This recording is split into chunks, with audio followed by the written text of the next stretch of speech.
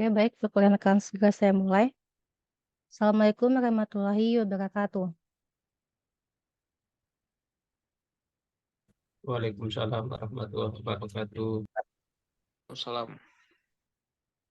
Alhamdulillahirrahmanirrahim. Puji syukur kehadirat Tuhan Yang Maha Esa, karena berkat rahmat dan karunia lah kita dapat melanjutkan perkuliahan untuk mata kuliah IT Privasi, Security, dan Risk Management pertemuan kedua.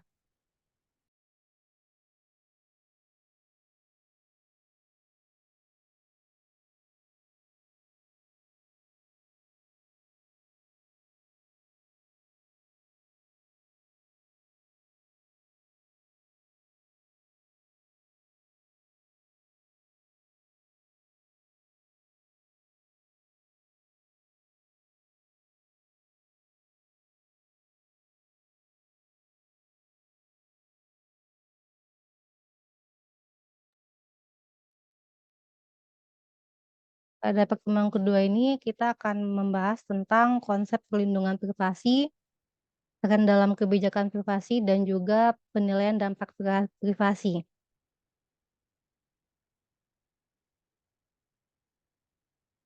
Di pertemuan kedua ini, mahasiswa diharapkan dapat memahami perlindungan privasi, di antaranya ialah melacak perubahan dalam konsep privasi, menjelaskan tren internasional dalam perlindungan privasi, dan yang terakhir itu memberikan contoh dan gambaran umum mengenai penilaian dampak privasi.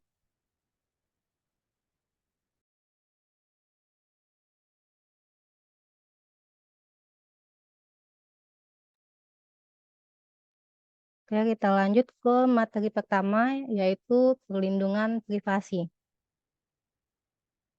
Sebelum kita mengetahui apa itu perlindungan privasi, terlebih dahulu kita harus mengetahui mengenai konsep privasi.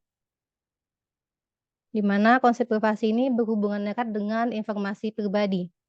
Informasi pribadi itu sendiri adalah informasi apapun yang berkaitan dengan individu yang dapat dikenali atau orang yang dapat diidentifikasi atau teridentifikasi.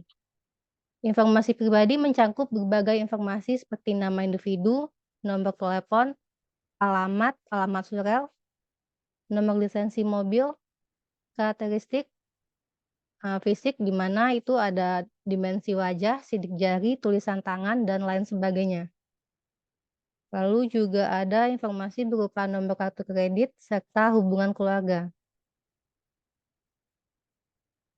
Aksesnya, pengumpulan, analisis, hingga penggunaan informasi pribadi seseorang tidak semestinya dapat mempengaruhi perilaku orang lain terhadap individu tersebut, dan pada akhirnya berdampak negatif pada status sosial, keamanan, dan kekayaan. Oleh karena itu, informasi pribadi harus dilindungi dari akses, pengumpulan, penyimpanan, analisis, serta penggunaan yang tidak sah. Jadi dalam pengertian ini, informasi pribadi merupakan subjek perlindungan. Jadi di sini informasi pribadi merupakan hal yang patut dilindungi.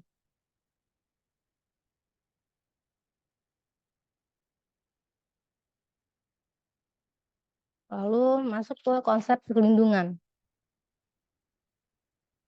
di mana privasi data pribadi merupakan prinsip dasar privasi seseorang. Privasi data pribadi sebagai hak konstitusional setiap warga negara, sehingga pengaturannya merupakan bentuk penghargaan dan perlindungan atas hak tersebut. Saat subjek perlindungan merupakan hak atas informasi pribadi daripada informasi pribadi itu sendiri, inilah yang dimaksud dengan konsep privasi. Jadi di sini privasi bukanlah informasi pribadi, tetapi hak atas informasi pribadi tersebut. Nah, ini 5 hak atas privasi. Yang pertama, hak agar terbebas dari akses yang tidak diinginkan, misalnya akses fisik dan akses melalui layanan pesan singkat. Jadi untuk mengakses fisik seperti dokumen maupun barang seseorang, itu kita harus melindungi dari akses yang tidak diinginkan. Lalu hak atas privasi yang kedua ialah hak untuk tidak mengizinkan informasi pribadi digunakan dengan cara yang tidak dikehendaki.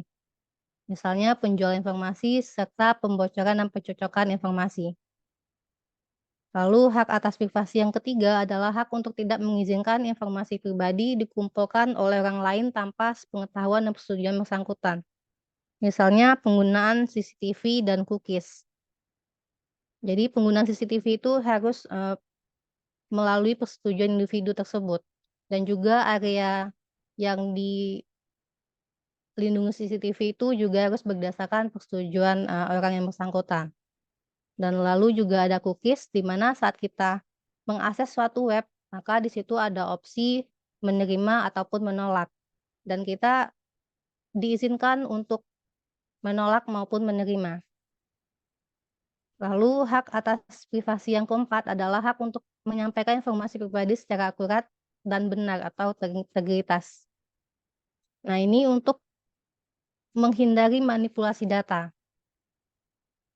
Lalu hak atas privasi yang kelima ialah hak untuk mendapatkan imbalan atas nilai informasinya sendiri.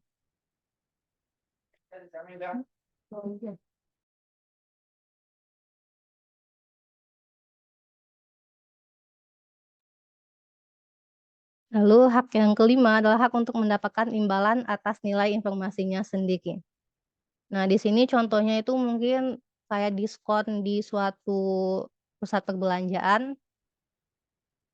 Saat kita memberikan informasi terkait bonus ataupun poin yang kita terima, maka itu memiliki nilai ekonominya. Kita berhak mendapatkan diskon ataupun bonus yang lain atau penawaran yang lain.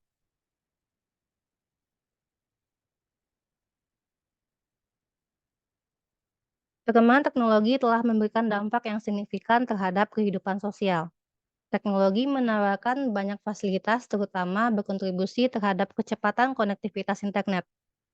Secara bersamaan, kemajuan teknologi menimbulkan pertanyaan tentang hak individu untuk mempertahankan kerahasiaan untuk beberapa informasi. Penyebaran informasi yang mudah dan cepat melalui teknologi menciptakan ancaman terhadap privasi dengan memberikan peluang besar bagi pihak yang memiliki akses ke informasi pribadi tersebut. Sebagai suatu bentuk inovasi, teknologi informasi sekarang ini telah mampu melakukan pengumpulan, penyimpanan, pembagian, dan penganalisan data di mana hal tersebut tidak dapat dibayangkan sebelumnya. Sehingga hak privasi telah berkembang untuk merumuskan hak untuk melindungi data pribadi.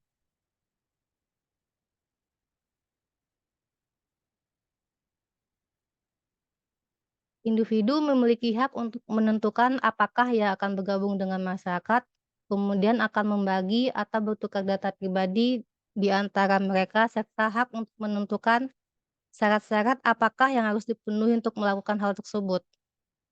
Hukum pelindungan data secara umum juga mencakup langkah-langkah pengamanan perlindungan dari keamanan data pribadi dan memperbolehkan penggunaannya oleh orang lain sepanjang sesuai dengan syarat yang telah ditentukan. Konsep hak privasi ini menjadi populer pada tahun 1890-an, di mana ketika itu Samuel Warren dan Louis Brandeis menulis sebuah esai yang berjudul The Right to Privacy. Nah, ini diadopsi oleh beberapa negara ASEAN, yang mana mereka juga mengakui secara jelas hak atas data privasi itu. Nah, ini diatur dalam pasal 21 Deklarasi Hak Asasi Manusia ASEAN. Setidaknya ada lebih dari 75 negara yang undang-undangnya mengatur pelindungan data, termasuk di Indonesia, yaitu ada UU ITE dan juga pelindungan data. Beberapa negara memiliki hukum khusus yang melindungi privasi dan data pribadi bagi warga negaranya.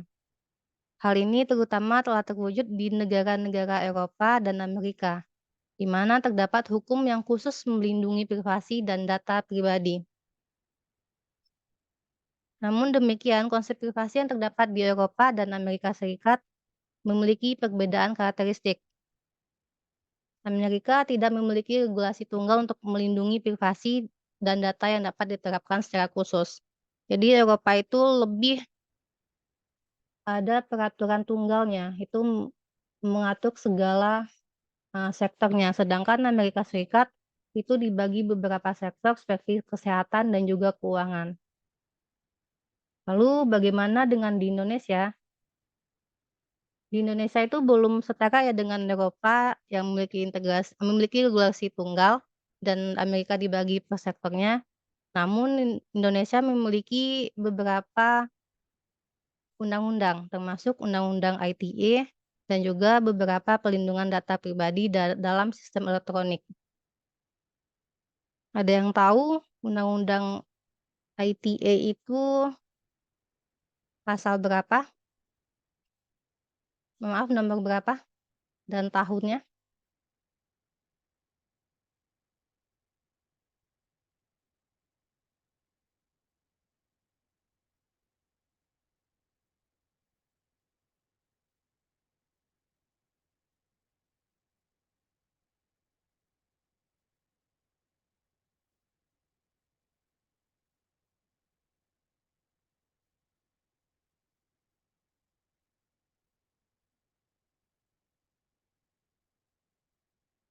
Ya, nomor 11 tahun 2008.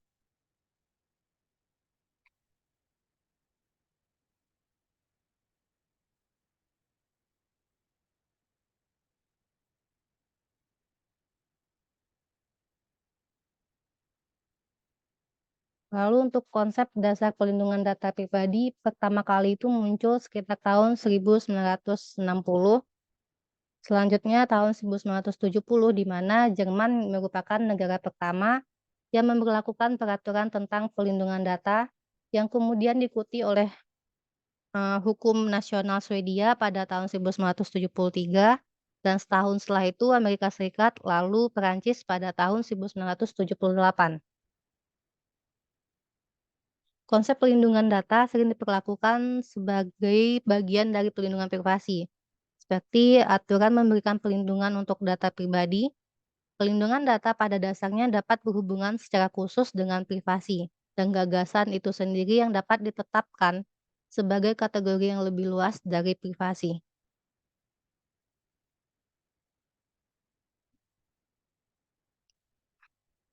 Untuk konsep pelindungan privasi ada mau ditanyakan?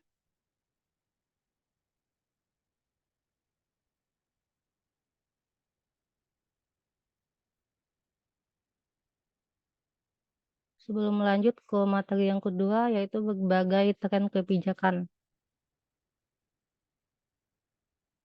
Ada yang mau ditanyakan mengenai konsep pelindungan privasi?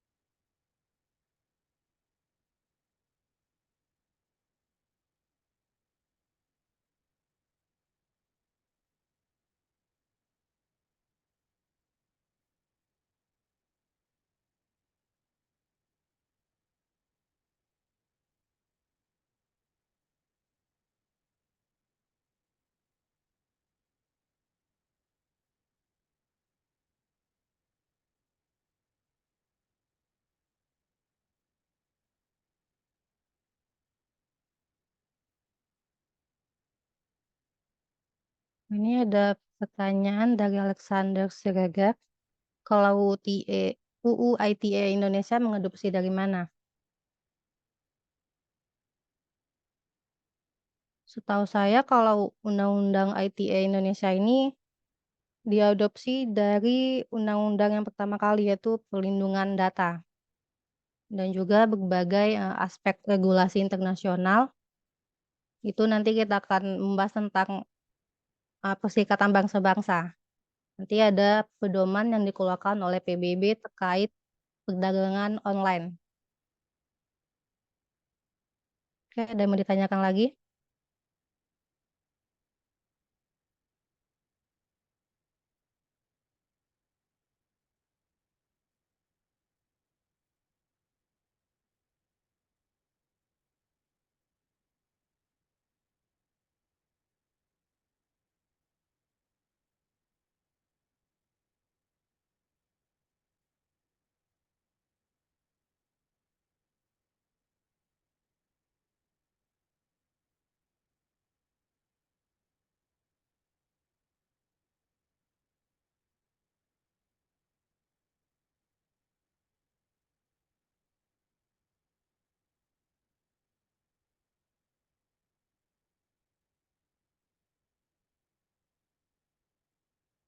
Ya, kita lanjut ke materi yang kedua, yaitu berbagai tren dalam kebijakan privasi.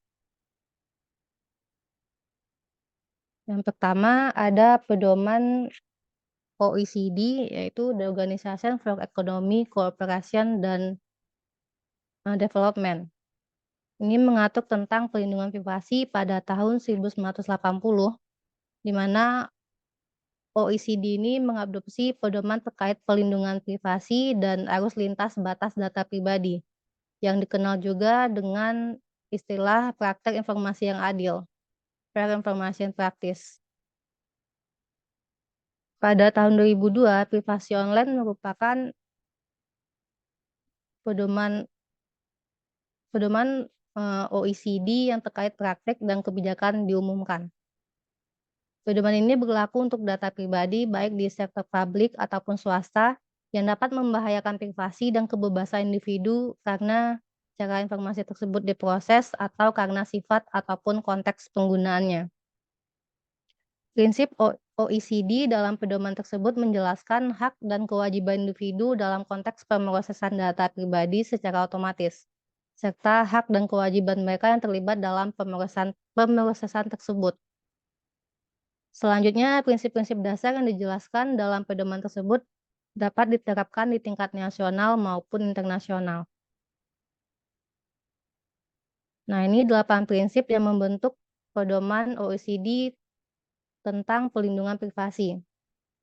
Yang pertama, prinsip pembatasan pengumpulan data, di mana data tersebut waktu dikumpulkan itu harus dibatasi. Dan juga cara memperolehnya dengan cara yang sah, adil, tepat, serta dengan sepengetahuan atau persetujuan dari subjek data. Lalu prinsip yang kedua ialah prinsip kualitas data, di mana data pribadi harus relevan dengan tujuan penggunaannya, sejauh yang diperlukan tujuannya, serta harus akurat, lengkap, dan up to date. Lalu yang ketiga, prinsip spesifikasi tujuan, di mana tujuan pengumpulan data pribadi harus ditentukan paling tidak pada saat pengumpulan data. Untuk penggunaan selanjutnya terbatas pada pemenuhan tujuan atau hal lain yang tidak sesuai dengan tujuan, sebagaimana ketentuan di setiap alasan perubahan tujuannya. Lalu prinsip yang keempat, kenapa adanya pedoman OECD, yaitu prinsip batasan penggunaan, di mana data pribadi tidak boleh diperlihatkan, disediakan atau digunakan untuk tujuan selain yang ditentukan sesuai dengan prinsip spesifikasi tujuan kecuali dengan persetujuan subjek data atau oleh otoritas hukum. Lalu prinsip yang kelima, prinsip jaminan keamanan, di mana data pribadi harus dilindungi oleh jaminan keamanan yang layak terhadap risiko seperti kehilangan atau akses tidak sah, perusakan, pemanfaatan, perubahan, atau pembukaan data. Lalu prinsip yang keenam ialah prinsip keterbukaan, di mana harus ada kebijakan umum keterbukaan terkait perkembangan, praktik, dan kebijakan yang berhubungan dengan data pribadi. Sarana harus tersedia untuk menentukan wujud dan sifat data pribadi, serta tujuan utama penggunaannya, sekaligus identitas dan tempat tinggal pengendali data pada umumnya. Lalu prinsip ketujuh mengenai pedoman OECD ialah prinsip partisipasi individu. Setiap individu harus memiliki hak untuk yang pertama memperoleh konfirmasi dari pengendali data apakah yang memiliki data yang berhubungan dengan dirinya.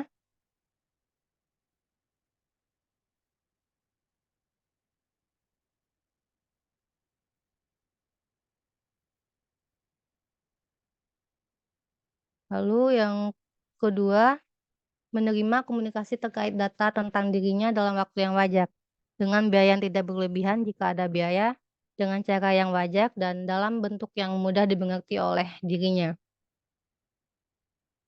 Lalu, individu juga harus memiliki hak untuk menerima alasan saat permintaan terkait poin A dan poin B ditolak dan dapat mengajukan keberatan terhadap penolakan tersebut. Serta hak yang terakhir ialah mengajukan keberatan atas data yang berkaitan dengannya dan meminta agar data tersebut dihapus.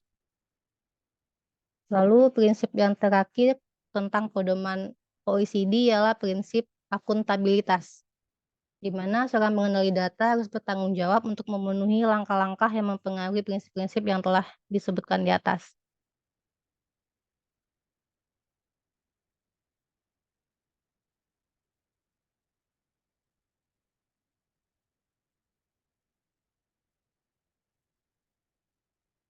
Oke, ini ada pertanyaan dari Wildani Ihyara Rahman. Dalam membaca peraturan perundang-undangan, apakah ada kompetensi khusus yang diperlukan untuk memahami undang-undang tersebut? Atau sebenarnya kita sebagai orang awam bisa langsung menginterpretasikan maksud dari setiap pasal di dalam undang-undang tersebut? Sebagai contoh, Undang-Undang Perlindungan Data Pribadi Nomor 27 Tahun 2022. Oke, ada yang bisa menjelaskan kompetensi khusus yang perlu dilakukan untuk memahami undang-undang tersebut?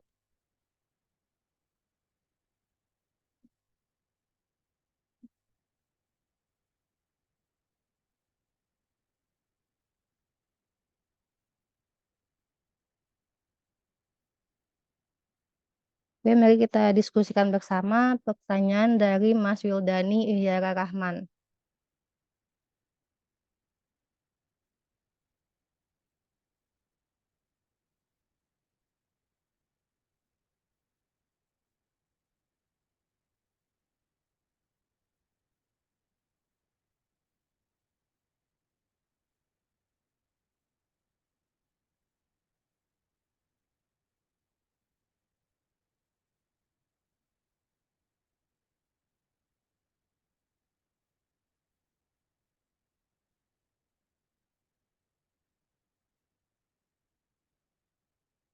Kalau menurut saya sebagai orang awam pasti kita bisa menginterpretasikan maksud dari setiap pasalnya, karena biasanya di setiap undang-undang itu bahasa yang digunakan tentu yang bisa dimengerti oleh orang banyak. Nah, ini juga dijelaskan ya di undang-undangnya.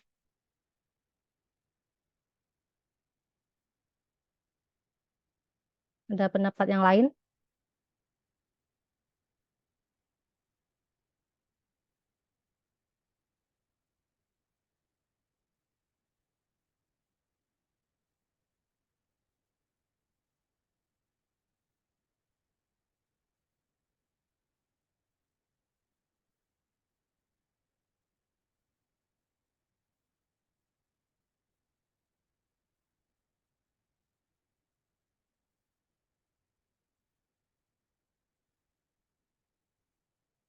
Iya betul, Mas Alexander Siregar.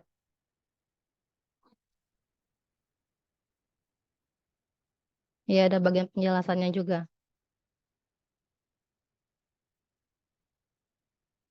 Ada pendapat yang lain?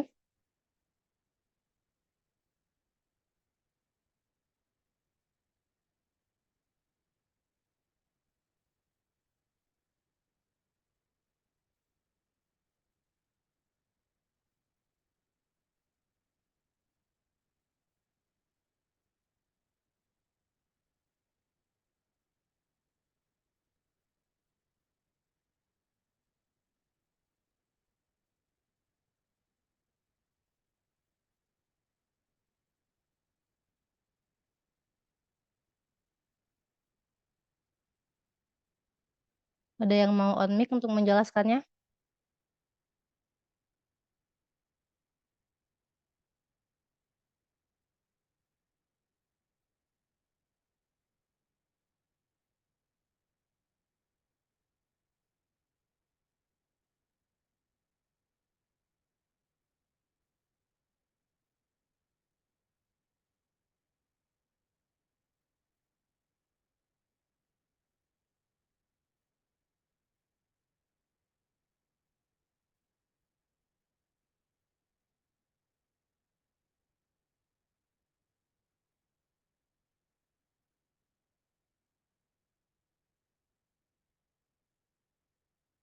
Hanya biasanya ada keterkaitan dengan undang-undang yang lain ya. Ini nanti juga ada dituliskan di undang-undang tersebut di poin mengingat pasal sekian-sekian undang-undang dasar sekian itu. Ada lagi pendapat yang lain?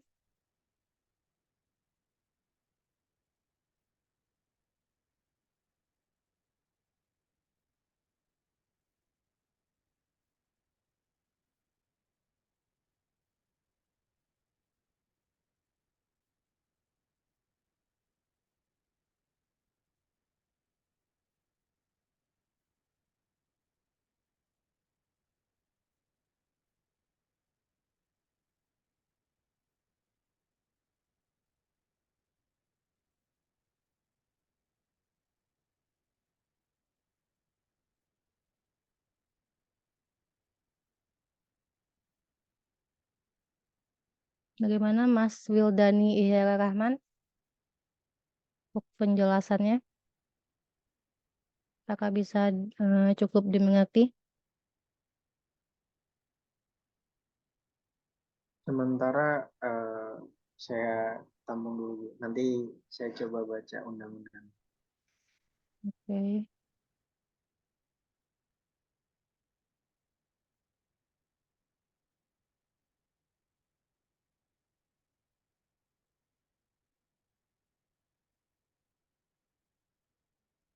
Lanjut ke tekan yang kedua. Nah, ini pedoman PBB terkait perlindungan privasi. Jadi sejak akhir tahun 1960-an, dunia telah mengamati efek privasi pemrosesan informasi secara otomatis. Di sini ada organisasi pendidikan, keilmuan, lalu kebudayaan Perserikatan Bangsa-Bangsa. Secara khusus memperhatikan privasi dan perlindungan privasi sejak pedoman PBB untuk regulasi file data pribadi terkomputerisasi diadopsi oleh Majelis Umum PBB pada tahun 1990. Pedoman Perserikatan Bangsa-Bangsa ini diterapkan pada berbagai dokumen serta file data terkomputerisasi di sektor publik ataupun swasta. Pedoman tersebut menetapkan serangkaian prinsip mengenai jaminan minimum yang perlu disediakan undang-undang nasional atau dalam undang-undang internal organisasi internasional.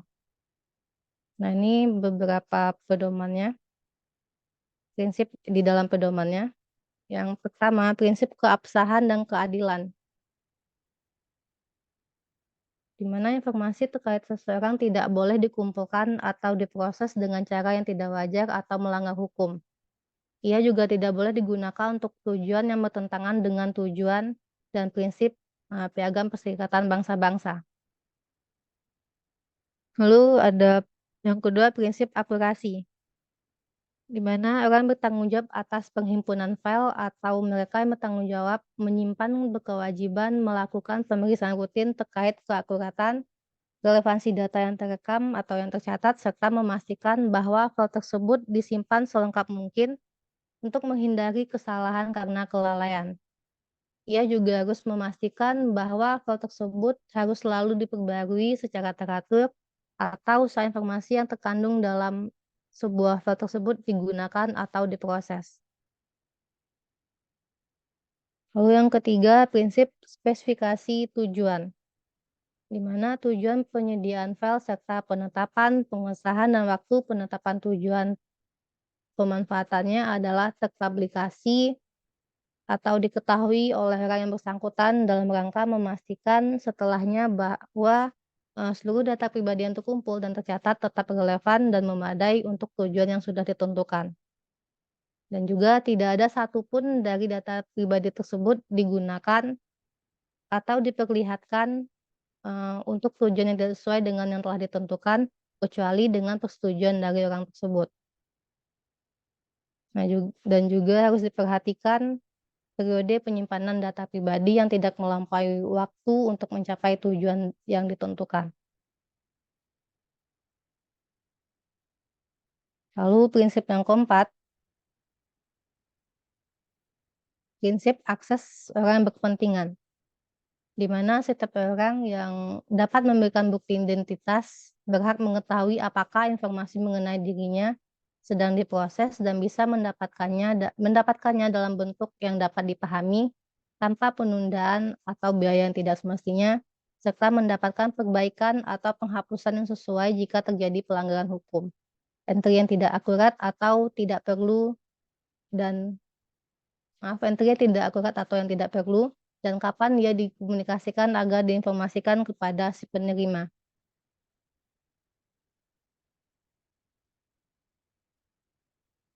Lalu prinsip yang kelima ialah prinsip non-diskriminasi.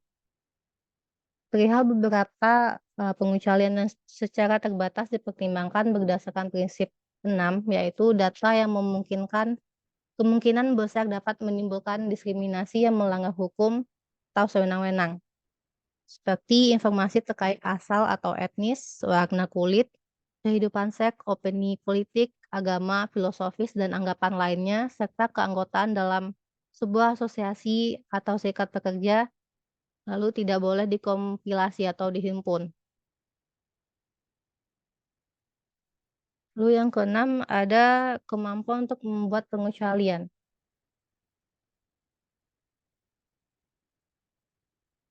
Penyimpangan dari prinsip 1 hingga 4 diperbolehkan hanya jika diperlukan untuk melindungi keamanan nasional, ketertiban umum, moralitas, atau kesehatan publik, sekaligus diantaranya hak dan kebebasan orang lain, terutama orang dianiaya, pasal kemanusiaan, dengan catatan penyimpangan tersebut ditentukan secara tegas dalam undang-undang atau peraturan setara yang diberlakukan sesuai dengan sistem hukum internal yang secara jelas mengatakan batasannya dan menetapkan perlindungan yang sesuai.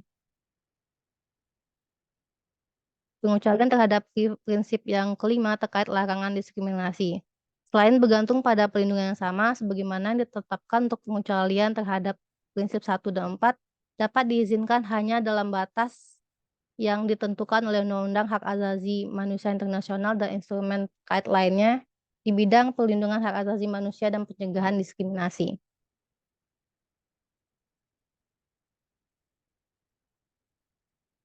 Lalu prinsip yang ketujuh, prinsip keamanan. Langkah yang tepat harus diambil untuk melindungi file dari bahaya yang lazim, seperti kehilangan atau kerusakan yang tidak disengaja dan bahaya karena ulah manusia, seperti akses yang tidak sah, penyalahgunaan data secara curang, atau terkontaminasi oleh virus komputer. Lalu prinsip yang terakhir, pengawasan dan sanksi. Hukum setiap negara akan menunjuk pihak yang berwenang sesuai dengan sistem yang berlaku di dalam negeri untuk bertanggung jawab mengawasi ketaatan terhadap prinsip yang telah ditentukan di atas. Pihak berwajib tersebut harus memberikan jaminan ketidakberpihakan, terbebas dari orang atau badan yang bertanggung jawab untuk memproses dan menetapkan data, serta kewenangan yang bersifat teknis. Jika terjadi pelanggaran terhadap ketentuan hukum nasional yang menerapkan prinsip di atas, maka hukuman pidana atau lainnya harus dipertimbangkan bersamaan dengan penegakan hukum yang sesuai.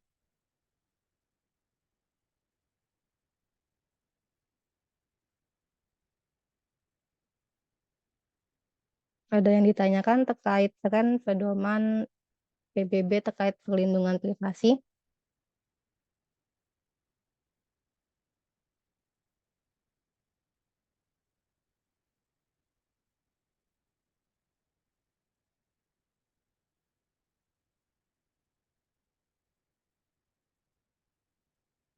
Jadi ada 8 prinsip mengenai jaminan minimum yang diperlukan yang perlu disediakan undang-undang nasional atau dalam undang-undang internal organisasi internasional.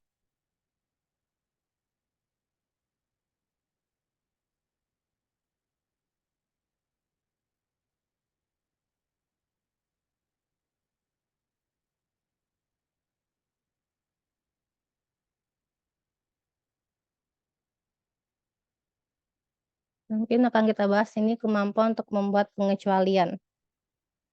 Ada yang bisa menjelaskan nggak terkait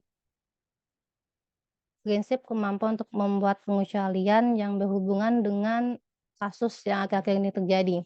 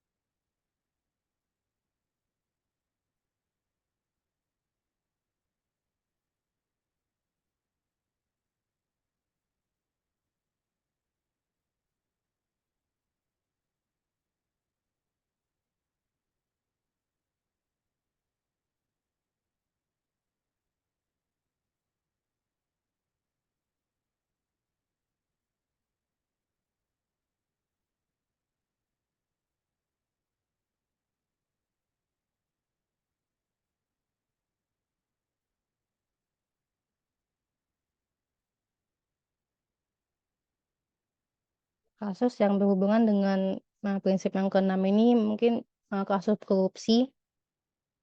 Jadi pihak yang berwenang itu bisa mengumumkan harta kekayaan seseorang dan data-data lainnya yang berhubungan dengan kebutuhan hukum.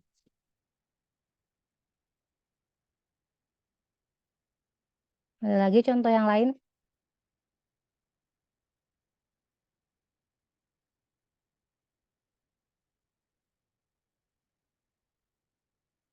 Undang-undang anti terorisme juga, Bu. Bisa dijelaskan pendapatnya?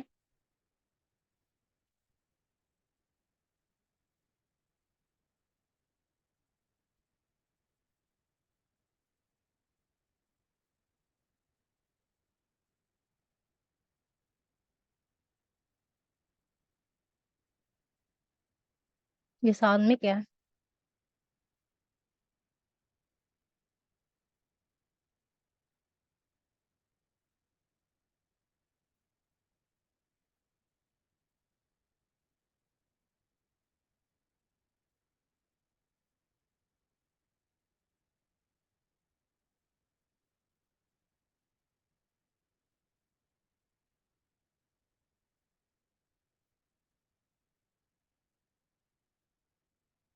Jadi ini tidak hanya berlaku di tindak terorisme saja, tapi juga pelanggaran-pelanggaran hukum yang lain ya.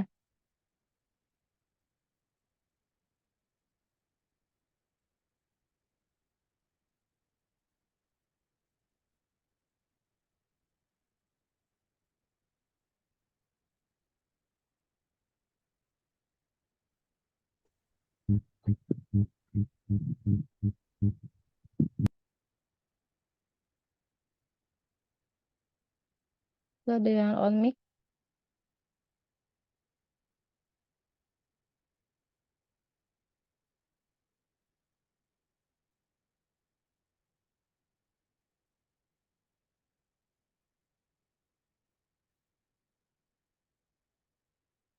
Pedoman dari PBB tersebut menjelaskan hal-hal sebagai berikut. Yang pertama, penggunaan yang wajar, sah, dan diperbolehkan. Akses data, analisis data, atau penggunaan data lainnya harus selaras dengan piagam Perserikatan Bangsa-Bangsa dan dalam mendorong tujuan pembangunan berkelanjutan.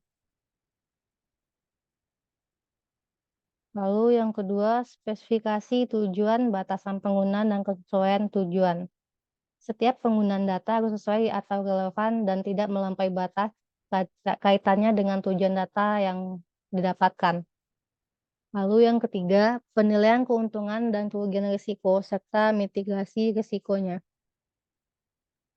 Penilaian keuntungan dan kerugian risiko yang memperhitungkan pelindungan dan privasi data serta etika penggunaan data harus dilakukan sebelum menggunakan data baru atau data yang berubah secara substansial.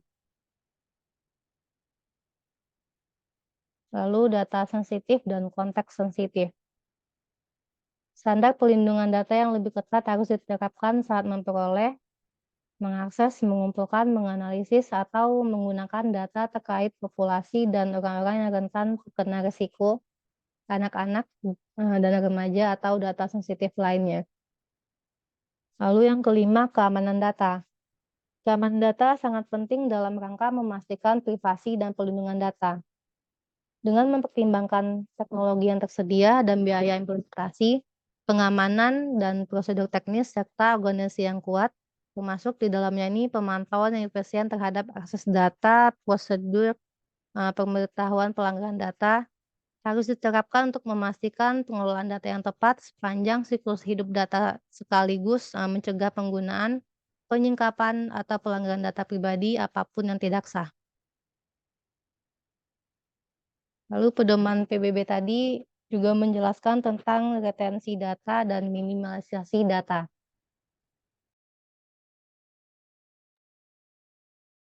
Akses data, analisis data, atau penggunaan data lainnya harus dijaga seminimal mungkin untuk memenuhi tujuannya. Jumlah data termasuk perinciannya harus dibatasi seminimal mungkin. Penggunaan data harus dipantau untuk memastikan bahwa data tersebut tidak melampaui kebutuhan penggunaannya yang sah.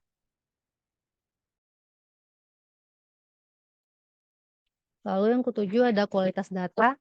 Semua aktivitas terkait data harus dirancang, dilaksanakan, dilaporkan, dan didokumentasikan dengan tingkat kualitas dan transparansi yang memadai.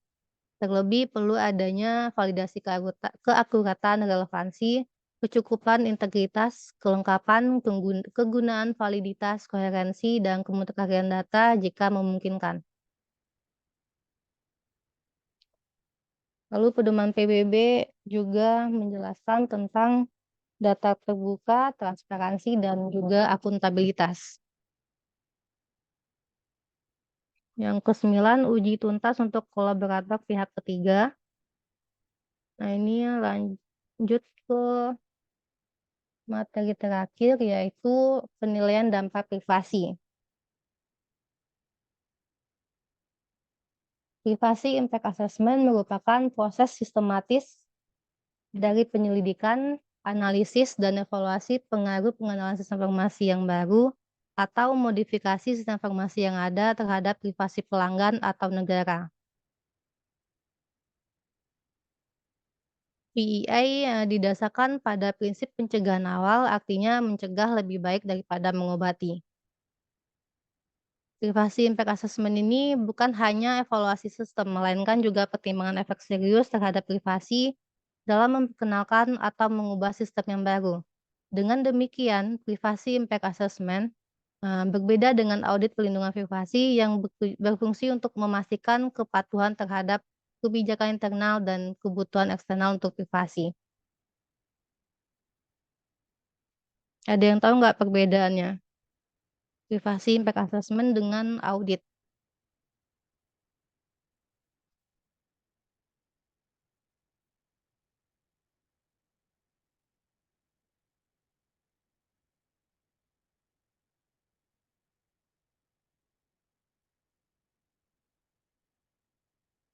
Yang paling jelas perbedaannya itu kalau privasi impact assessment ini dilakukannya saat sistem dibangun atau tahap awal pengembangan, sedangkan audit biasanya dilakukan setelah audit dilakukan di akhir, betul ya, setelah sistem diimplementasikan.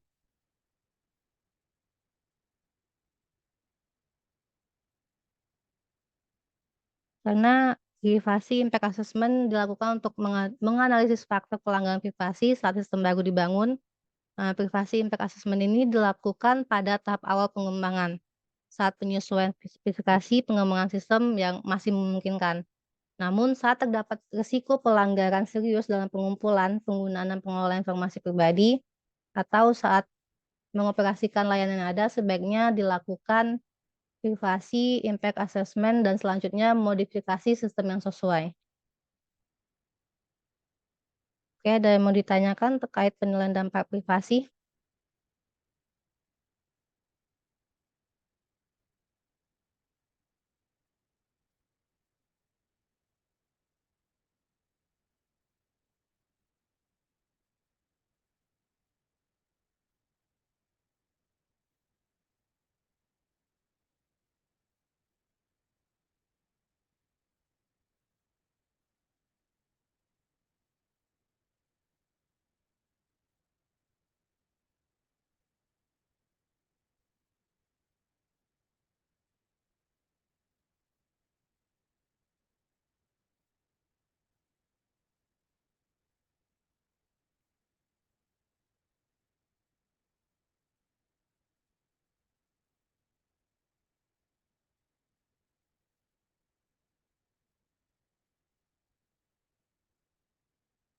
Oke, saya lanjut absen dulu ya.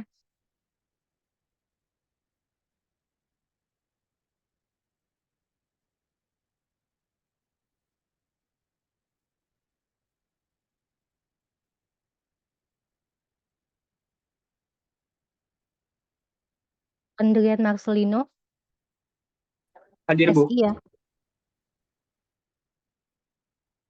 Angga Aditya,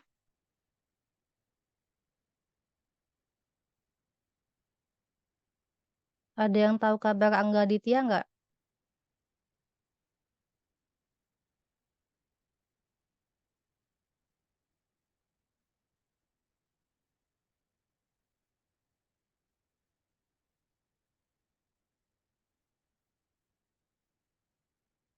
Delia Mutia Sabrina,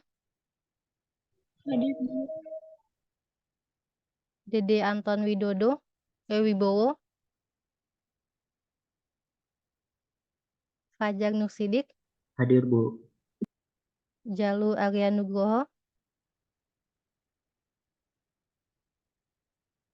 Muhammad Ramlan Dulugani,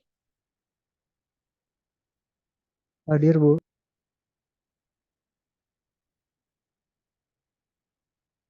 Muhammad Hikmal Irfansah,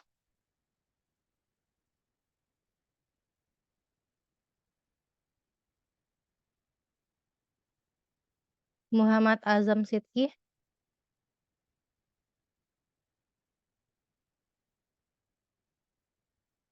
Nahda Kairunisa,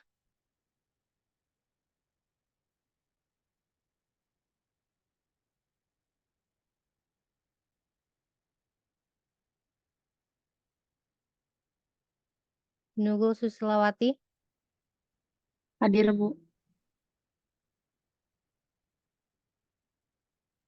Putri Dea Amanda, Hadir, Bu. Widuri Husnul Pratiwi, Hadir, Bu. Ikram Nurrohim,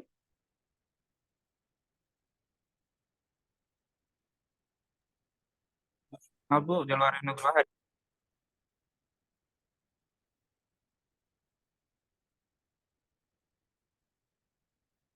PSI sudah semuanya.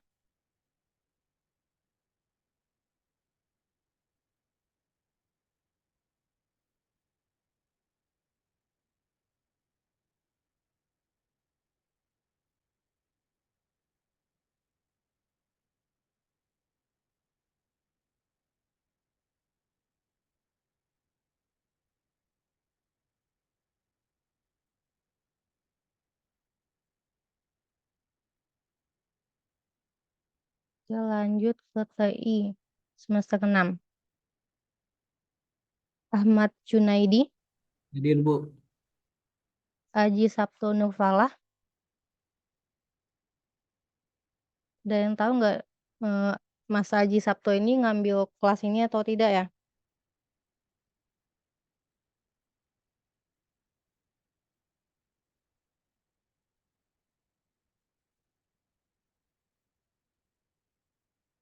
Alexander Dalimakta Siregar, Hadir, Bu. Desi Triparwanti, Hadir, Bu. Didi Saprudin, Hadir, Bu. Fatah Fali Hilmi, Hadir, Bu. Fatih Muhammad Salahuddin, Hadir, Bu. Hadir. Gali Anggoro Mukti, Hadir, Bu. Josafat Pascal Mulyanta, Hadir, Bu. Kusmunadi,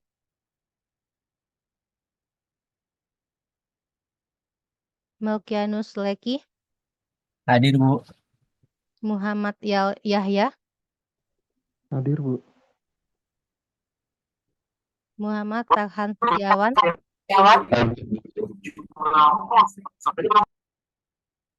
Putri Meliana Sari,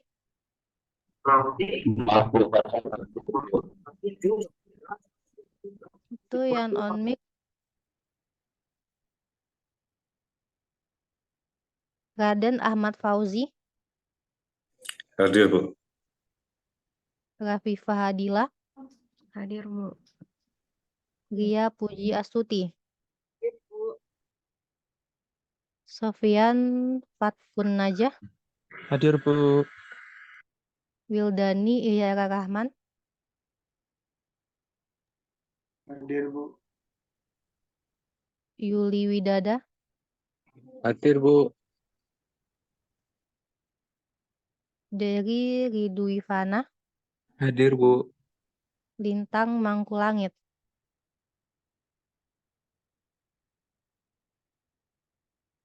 Oke, sudah semuanya saya absen, baik SI maupun TI. Ada yang belum diabsen? Maaf, Bu. Nahda Indonesia hadir, Bu. Lintang hadir, Bu.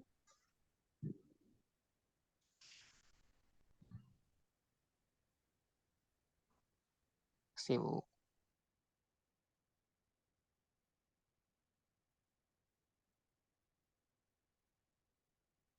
Oke, ada lagi yang belum diabsen?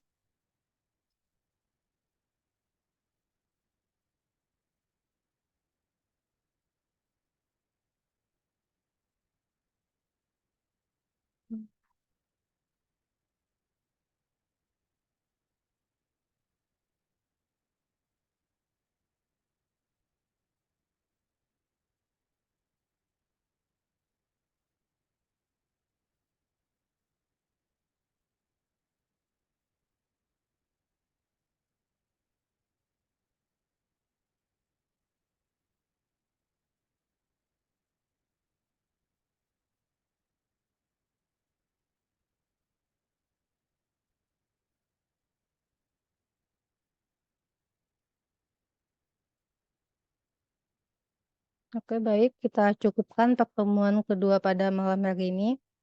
Terima kasih atas semua perhatiannya. Saya akhiri. Wassalamualaikum warahmatullahi wabarakatuh. Terima kasih, Bu. Selamat malam. Terima kasih, Bu. Selamat